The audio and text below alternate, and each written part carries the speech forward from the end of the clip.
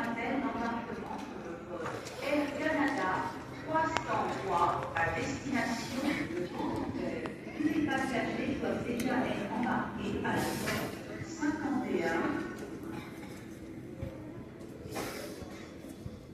This is the final boarding call for Air Canada Flight 303 to Vancouver. All customers should now be on board through gate 51.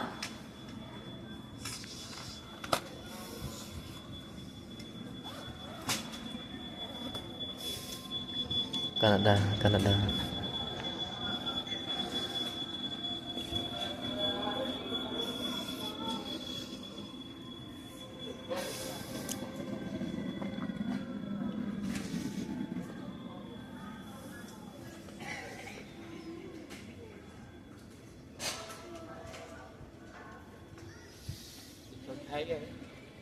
Hướng dẫn rong chuồn.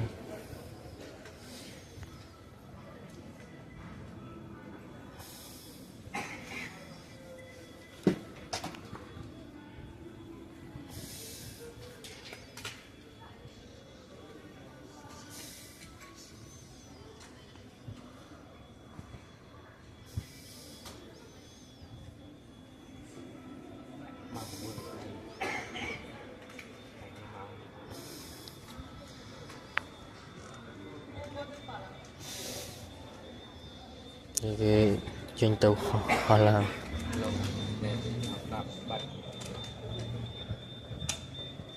Hoa Lan đấy Hoa Lan là có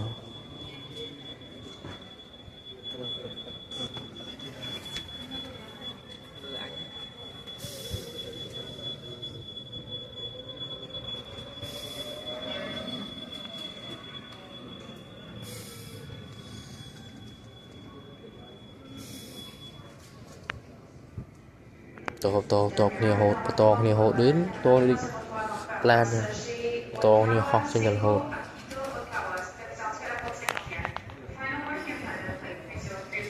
nhom chăm chăm chưa không hai tự đúng vậy cái này check đi cho dân hơn đâu mà mau và là tiền bạn ho